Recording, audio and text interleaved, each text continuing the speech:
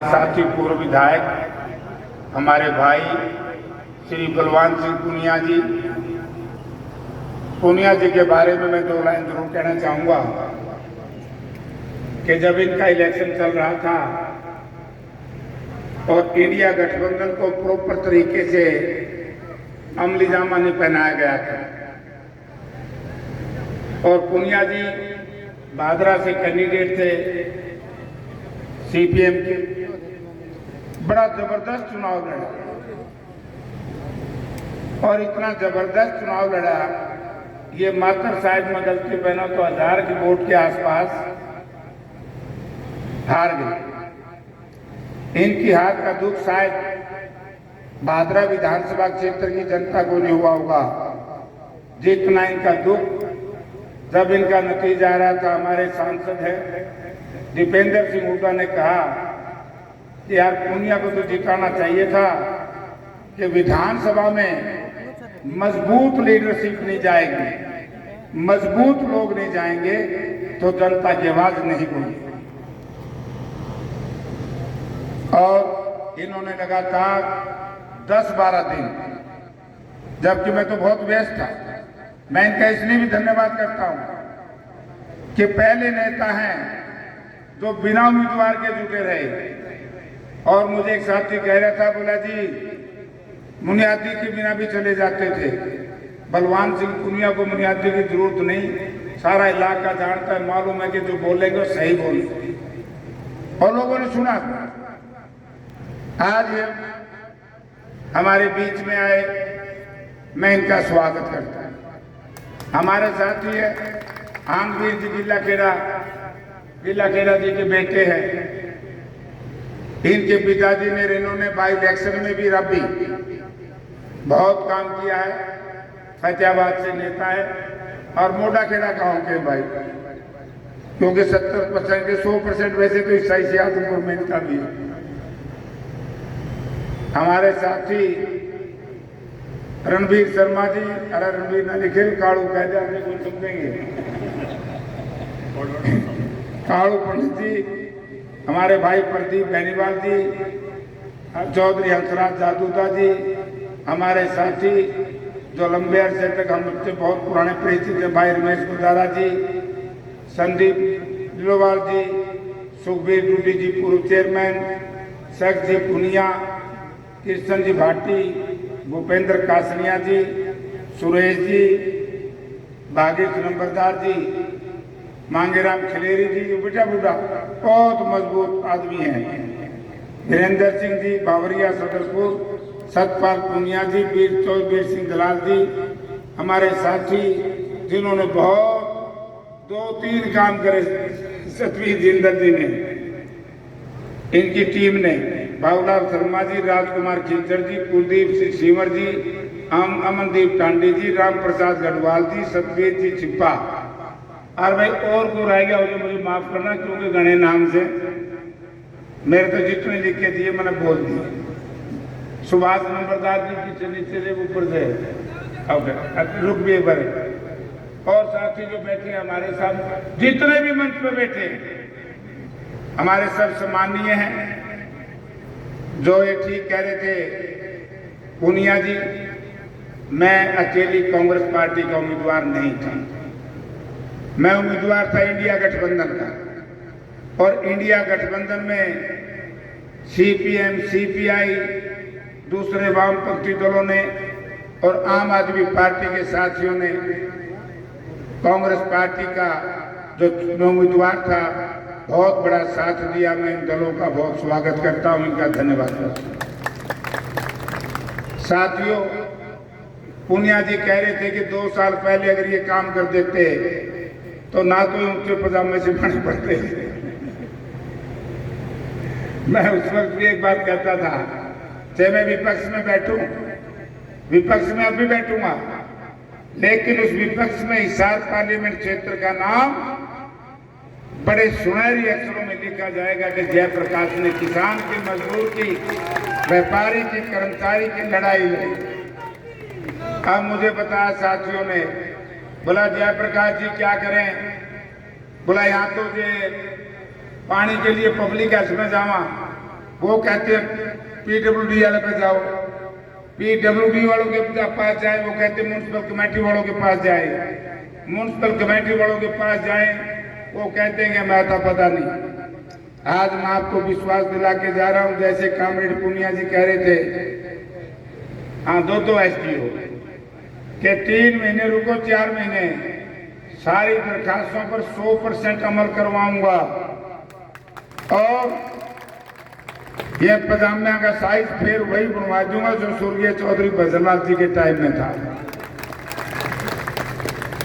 हम उन लोगों जैसे नहीं हैं जिन लोगों ने जिस तरीके से हमारे 3 पूर्व मुख्यमंत्री थे, स्वर्गीय चौधरी भजनलाल जी, स्वर्गीय चौधरी देवीलाल जी, स्वर्गीय चौधरी बंसीलाल जी, एक एक करके तीनों को अपमानित करने का काम है। मैं ये कहता हूं कि हरियाणा के विकास में उन सब लोगों का योगदान था, बड़ा भारी योगदान, और सबसे कम योगदान अगर किसी व्यक्ति का रहा तो तत्कालीन मुख्यमंत्री मनोहर लाल खट्टर का रहा। हमारे आदमपुर में 1 नए पैसे का योगदान था। रुपये लाजियो या कितने, सड़कों की जगह तो सड़क नहीं, सीवरेज की जगह सीवरेज नहीं, वाटर सप्लाई का पानी गंदा है, आरओ भी कितने दिन से पेंडिंग पड़ा है, और आदमपुर गांव कोड़ी से लेकर के खैरमपुर तक एक स्कीम बननी है, अब कितने दिन से वो चल रही है। मैं हर रोज सुनता हूं कि जब तक इसमें हम झरने नहीं नीचे लगाएंगे, वो बहुत बढ़िया पत्ती पता नहीं शुरू करी कि नहीं करी उस वक्त। ये स्विट्जरलैंड में एक स्कीम थी, स्विस में, कि इसके नीचे झरने लग जाते हैं। जैसे कलायत 2 स्कीम में स्वर्गीय चौधरी बंसीलाल चीफ मिनिस्टर थे, मैं एमपी था, 2 जगह बनवाए थे, एक कलायत के अंदर, एक कुहाना के अंदर, और दोनों 100% कामयाब रहे। वो इलाके में अब कोई बाढ़ नहीं है। बाढ़ आ जाएगा तो 5-7 दिन में ऑटोमेटिकली पानी चला जाएगा, और जो वाटर लेवल ऊंचा है ये अपने आप नीचे चला जाएगा, ताकि किसान अपनी खेती ठीक तरीके से कर सके। ना तो वो काम करवाया, ना शहर का काम करवाया। सड़क इतनी बढ़िया बना दी, सारे गाड़ियां के टायर बैठ लिए, 2 चुनाव हो गए 2 साल। मैं तो गाड़ी ये सूत नहीं आती, गाड़ी ठीक आऊँ चूड़ा डिग जाए, तो ये काम कैसे हो? एकजुटता तो हमारे आपने बहुत तकड़ा है। कम से कम नरेंद्र मोदी जी जो ये कहा करते थे 400 पार डिगादी नहीं ढूंढी, 250-250 में रुकी गया, 250 तो आइए बोली 235 में रुके। ये झूठे बहुत है बीजेपी के लोग, और ये उसी दिन रखे थे जिस दिन देश में इंडिया गठबंधन का गठन हुआ। इस गठबंधन को क्या क्या किन शब्दों का इस्तेमाल किया। अरे लोगों, शर्म आनी चाहिए। भारतीय जनता पार्टी के लोगों के, देश का गृह मंत्री इस गठबंधन को ठगिया गठबंधन, फलाना गठबंधन। आज मैं हरियाणा प्रदेश के मुख्यमंत्री से पूछना चाहता हूं, चुनाव से पहले मुख्यमंत्री जी, आप लोग भी उसी चक्कर में फंस गए थे जिन शब्दों का आपने इस्तेमाल किया। कहाँ हो 400 पार? मैं मनोहर लाल जी से पूछना चाहता हूँ, कहाँ 400 पार? 235 में रुके न। ईद के बाद आप ये सोचिए, हरियाणा प्रदेश में चुनाव आएगा, जिस तरीके के नतीजे आए हैं, 46 सीटों के ऊपर कांग्रेस पार्टी गठबंधन के साथ जीती, 46। ठीक है, और याद होगा 2019 में हम केवल 9 सीट पे जीते थे कांग्रेस, 1 पे जेजेपी जीती थी, 80 सीट पे बीजेपी जीती थी। बीजेपी रहेगी 40 पे और कांग्रेस 9 से चलेगी 31 पे। कौन सी बड़ी भाई? कांग्रेस बड़ी ने। अब यही मैं बताता हूँ, वोट प्रतिशत उसमें सबका योगदान है, सब दलों का, इंडिया गठबंधन का योगदान, यानी कि 33% बढ़ोतरी हिसार पार्लियामेंट क्षेत्र में हुई, जो एक रिकॉर्ड है। और पूरे देश में सबसे ज्यादा वोट की बढ़ोतरी हुई है। बीजेपी की डाउन गई है, हरियाणा में गई। लेकिन एक जयप्रकाश के अकेले के जिताने से मेरा तो काम चल गया, आप लोगों को भी हौसला हो गया, कम से कम लड़ना तो आ गया। ईवीएम साइज में दुनिया दी इनके बदाम में इनके ठीक इनके शुरू करवा दूंगा। आज से लड़ाई शुरू कर दी मैंने। बात करेंगे मीआईसी से कि कम से कम जो पहली सीवरेज और वाटर सप्लाई की लाइनें टूट गई थी उनकी रिपेयर मत करो, उनको बदलो और उनका अंतर डालो।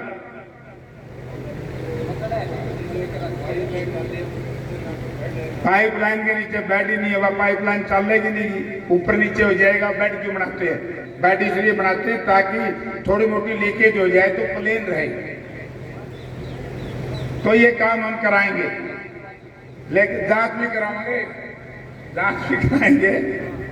आज तो मैं सब साथियों का और पुनिया जी भी, क्योंकि पुनिया जी के कहने से भी बहुत वोट मिले हैं, बहुत टाइम लगाया। हम दोनों आपका धन्यवाद करने आए हैं कि आप लोगों ने मुझे जिताने में बहुत बड़ा काम किया। अब 3-4 बातें हैं भाई। यहाँ पर कामरेड साहब कह रहे थे बड़ी भारी बात है कामरेड सुरेश, 5 गांव की दिक्कत। कामरेड साहब जिस दिन आप चौधरी भूपेंद्र सिंह हुड्डा को लेकर के गए थे उससे पहले मैंने आपसे बात करवाई थी। आज भी जयप्रकाश उसी स्टैंड पे है और वही स्टैंड पे रहूंगा। और जब तक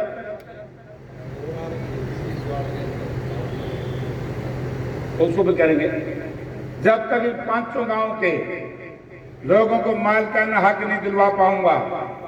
हमारी सरकार में भी मुझे संघर्ष करना पड़ा तो मैं संघर्ष आपके साथ मिलकर के करूंगा।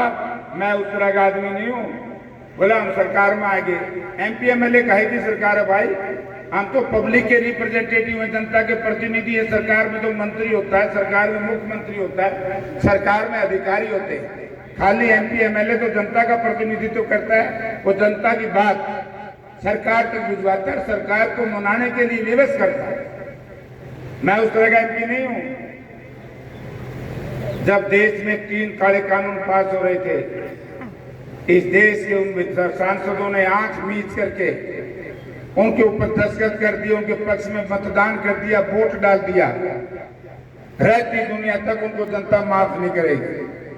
जिन्होंने संविधान को बचाने के लिए, संविधान को जब बदलने का प्रयास किया, इस देश के दलित समाज के लोगों ने सड़कों पर आकर के लाठी और गोलियां खाई और वो लोग सरकार में मौज उड़ा रहे थे। उन लोगों को भी इस देश का दलित समाज कभी माफ नहीं करेगा, इस देश की जनता कभी माफ नहीं करेगी। तो भाई मैं पाप का भागीदार नहीं बनता, सारे बीच में कह के जा रहे हैं। आप लोगों ने मुझे बड़ा भारी आशीर्वाद दिया और आदमपुर की जनता का तो मैं विशेष तौर से आभारी हूँ। मैं नहीं हूँ, मैं परसों और कल उद्याना और जींद में था। लोगों ने कहा कि जयप्रकाश जीत सबसे भारी हुई उसमें अपने नानों में, लेकिन मजा आया आदमपुर में। क्योंकि आदमपुर से कामरेड साहब हरियाणा का एक बच्चा जो कांग्रेस पार्टी का था वो चुनाव में यहाँ पर घर घर गया ना, घर घर गया था। हर आदमी की सोच थी, बोला जेपी साहब लीड तो 30,000 की कर लिया, आदमपुर के ढंग है, मां जीतेंगे। आदमपुर जितना चाहिए बाकी कुछ हो। तो आज मुझे बहुत खुशी हुई। और सुबह ही मैं गया, जैसे पहले यहाँ थे अगरवा में हमारे साथी सतबीर सिंह और कई साथियों ने चाय पानी का इंतजाम कर दिया। मैं वहां चाय पी, सतबीर जिंदल जी और पुनिया जी ने, उन सब ने मिलकर फिर मैं आदमपुर गांव में गया। कबीर जयंती मनाई जा रही थी। अब आपके बीच में आया। मैं एक बात कहना चाहूंगा, मैं कम से कम वो व्यक्ति नहीं हूं, कीर्तगन नहीं हूं। मुझे वोट दिया हर वर्ग ने, मुझे वोट दिया हर धर्म के व्यक्ति, हर समाज के व्यक्ति। लेकिन जिस तरीके से भारतीय जनता पार्टी जात के नाम से, मजहब के नाम से, क्षेत्रवाद के नाम से इस देश और प्रदेश को तोड़ना चाहती है, हम सब ने मिलकर के उनका विरोध करना चाहिए। और विरोध का एक ही तरीका है, जैसे अब करा वोट बस 3 महीने बाद और कहती हो बात बन जाएगी, बना दोगे ना। अब एक बात मैं जरूर कहना चाहूँ भाई, हाथ जोड़ के मेरी प्रार्थना, कोई नाराज नहीं। बाई इलेक्शन में के बाद एक चर्चा थी जात पात की। आज मैं बिश्नोई समाज के साथियों का बहुत धन्यवाद करता हूं, विशेष तौर से सादरपुर, ख्यारमपुर, बाणा, ओडिया, सारंगपुर, असरावा, आदमपुर गांव, मंडी, मतलब चौधरी आड़ी और जो दो चर्चे, मतलब एक शंका थी लोगों की, वह शंका भी कह दूं क्योंकि यहाँ मेरा परिवार है, मैं इस परिवार का सदस्य, यहाँ का हर नागरिक जयप्रकाश का परिवार है, जयप्रकाश हर परिवार का सदस्य है, इसमें कोई संकोच नहीं करना।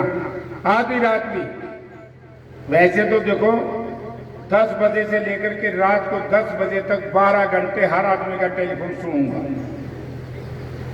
और उसके बाद इमरजेंसी हो 24 के 24 घंटे, रात को 2 बजे भी जयप्रकाश को याद करोगे, 2 बजे भी हेलो आए 24 घंटे, क्योंकि वो भी इसलिए कहा है 2 घंटे में खेल कूदी भी करूं, 69 साल का हो गया, लेकिन 2 घंटे में ग्राउंड पे लगाता हूं।